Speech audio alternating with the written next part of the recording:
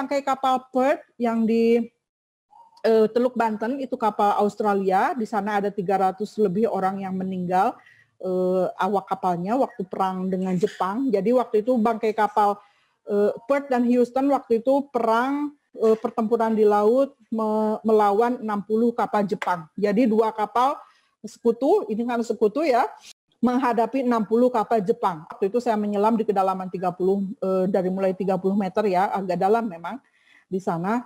Itu agak merinding gitu ya. Ternyata bukan saya percaya dengan dunia mistik ya, maksudnya ya saya percaya kalau ada jin, ada setan itu saya percaya sekali gitu.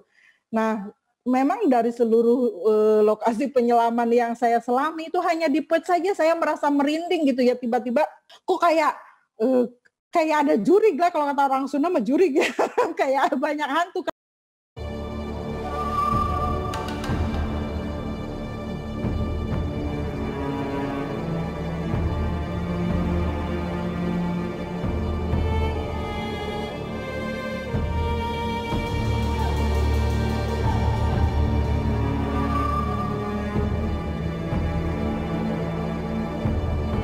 Nah, ini yang penyelaman.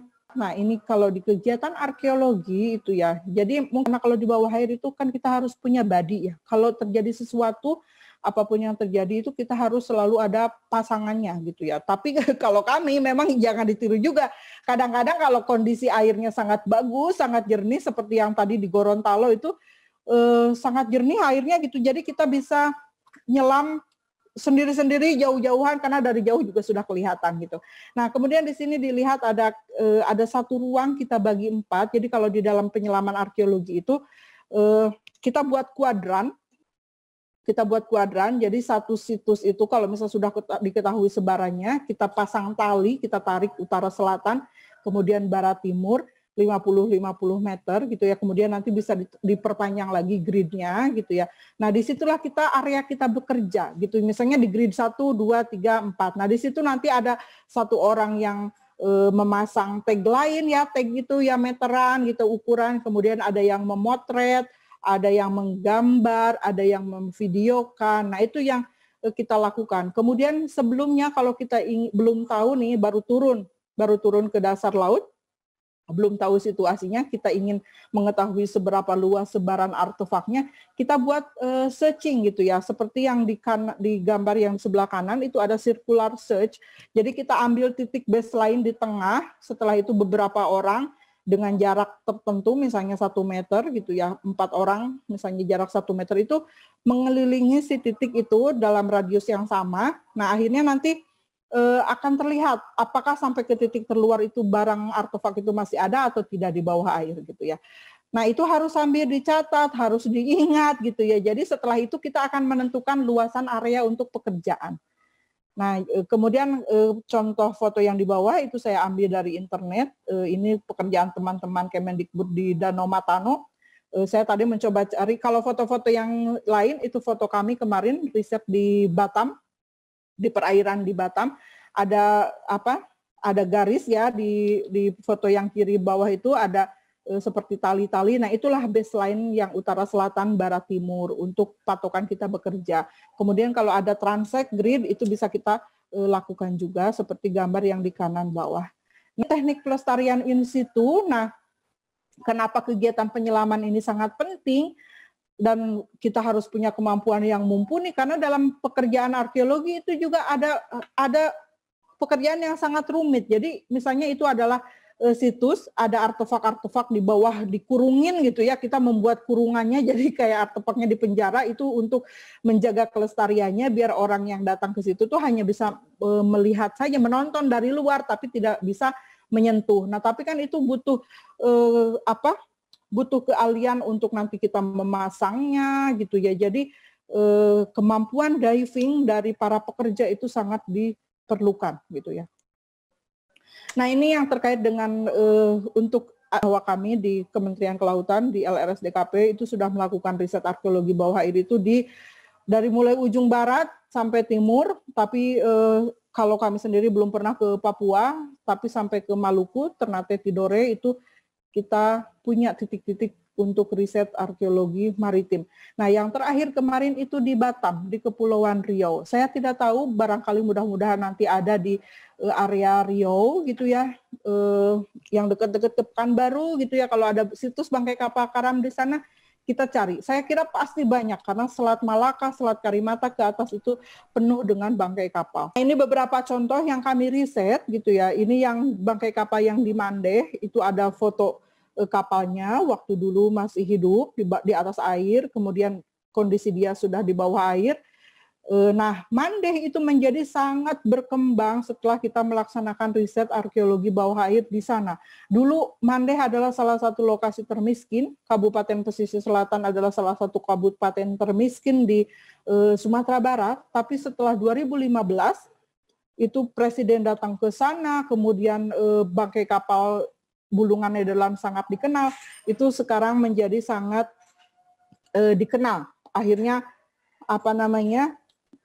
Mandeh Pesisir Selatan keluar dari list kabupaten termiskin di Sumatera Barat. Bahkan Pak Bupati waktu itu yang bekerja bersama kami untuk memajukan ini menjadi wakil gubernur.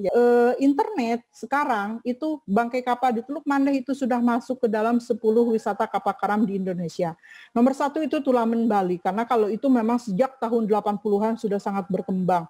Tapi yang Mandeh ini baru masuk gitu. Ini ada yang memasukkan ke situ. Jadi saya juga sangat senang karena foto yang muncul di internet itu juga foto kami gitu ya, itu foto kami dari riset kami. Nah, kemudian ini bangkai kapal Perth yang di Teluk Banten, itu kapal Australia, di sana ada 300 lebih orang yang meninggal, awak kapalnya waktu perang dengan Jepang. Jadi waktu itu bangkai kapal Perth dan Houston waktu itu perang pertempuran di laut melawan 60 kapal Jepang. Jadi 2 kapal sekutu, ini kan sekutu ya, menghadapi 60 kapal Jepang. Akhirnya ya KO lah gitu ya, jadi tenggelam di bawah air. Nah, adik-adik bisa melihat itu ada yang foto bawah air itu, di situ masih banyak sisa-sisa selongsong peluru gitu ya, tapi juga ada jaring-jaring kapal, jaring-jaring nelayan gitu ya, macam-macam. Kemudian yang menarik untuk penyelaman di Perth gitu ya, itu waktu itu saya menyelam di kedalaman 30 dari mulai 30 meter ya, agak dalam memang di sana. Itu agak merinding gitu ya. Ternyata bukan saya percaya dengan dunia mistik ya, maksudnya ya saya percaya kalau ada jin, ada setan itu saya percaya sekali gitu. Nah, memang dari seluruh lokasi penyelaman yang saya selami itu hanya di Perth saja saya merasa merinding gitu ya, tiba-tiba kok kayak ada jurig lah, kalau kata orang Sunda mah jurig ya, kayak banyak hantu, karena saya memang waktu itu turun juga sendiri, karena teman-teman yang lain sudah turun semua gitu, terus kondisi visibility-nya kan kurang jernih di sana, itu jadi butek dan arusnya sangat kuat. Dari kondisinya di laut sendiri, saya sudah sangat menakutkan gitu, tapi pas turun juga ke bawah, aduh kok kayak merinding bulu kuduk gitu, Nah, hanya di Perth ini yang saya merasakan hal seperti itu. Tapi kalau di situs-situs yang lain tidak pernah.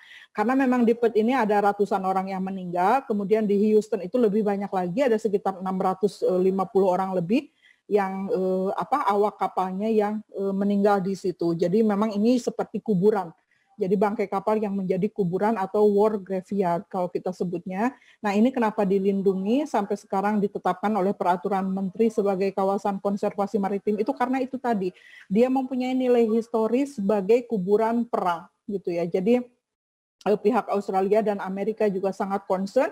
Mereka juga akan memberikan bantuan kepada masyarakat, training, pelatihan, dan juga untuk mendukung wisata ziarah di sana. Jadi banyak yang datang ke sana untuk berziarah juga gitu ya di bangkai kapal Perth ini. Nah, itu yang pengalaman-pengalaman ya seru. Nah, ini adalah sampah yang datang dengan rapi di atas bangkai kapal Perth gitu ya. Nah, ini sampah juga adalah salah satu isu besar di kelautan sekarang. Jadi adik-adik juga apalagi karena di MSDC ya nanti bisa juga memberikan pemahaman ke masyarakat tentang sampah, karena sampah kalau sudah di laut kan jadinya seperti itu, apalagi kalau itu untuk wisata selam kan malu gitu.